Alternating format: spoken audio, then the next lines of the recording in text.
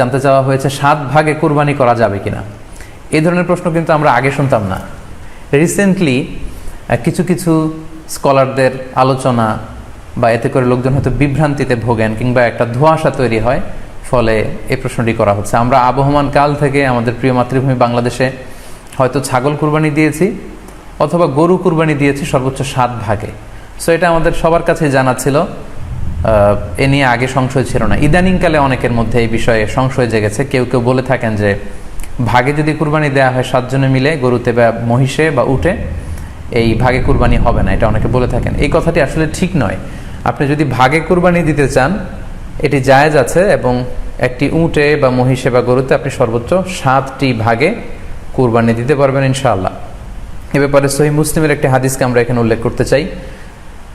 সাইয়েদনা জাবের রাদিয়াল্লাহু তাআলা আনহু থেকে বর্ণিত, তিনি বলেন, ক্বালা হাজাজনা মা রাসূলিল্লাহি সাল্লাল্লাহু আলাইহি ওয়াসাল্লাম, আমরা আল্লাহ রাসূল সাল্লাল্লাহু আলাইহি ওয়াসাল্লামের সাথে হজ করেছি। ফানাহারনাল বাঈরা আন সাবআ, সেখানে আমরা উট কুরবানি দিয়েছি 7 জনের পক্ষ থেকে। ওয়াল বাকারাতা আন সাবআ, আর আমরা সেখানে গরু কুরবানি দিয়েছি 7 জনের পক্ষ থেকে। খুব সুস্পষ্ট, একটি উটে ওনারা 7 জন অংশগ্রহণ করতেন, একটি গরুতে 7 জন অংশগ্রহণ করতেন।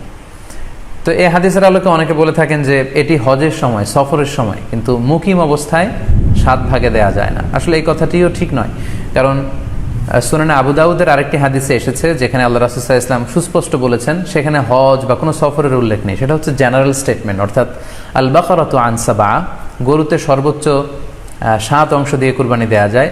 ওয়াল জাযুরু আন সাবআ, আর উটের ক্ষেত্রেও সর্বোচ্চ 7 অংশ দিয়ে কুরবানি দেয়া যায়। তো এই হাদিস, দ্বিতীয় যে হাদিসটি উল্লেখ করলাম, এটা হচ্ছে জেনারেল স্টেটমেন্ট। সেখানে সফর মুকিম কোনো কথা বলা হয়নি। ইন জেনারেলি বলা হয়েছে যে উটে 7 ভাগ দেয়া যায়, গরুতে 7 ভাগ দেয়া যায়। সো আমরা যারা ভাগে কুরবানি দিচ্ছি 7 জন মিলে একটি গরু, আপনারা নিঃসন্দেহে সানন্দ চিত্তে নিশ্চিন্তে কুরবানি দিতে পারেন। সহিহ হাদিসের আলোকে এটি সাব্যস্ত, এতে কোনো সমস্যা নেই ইনশাআল্লাহ।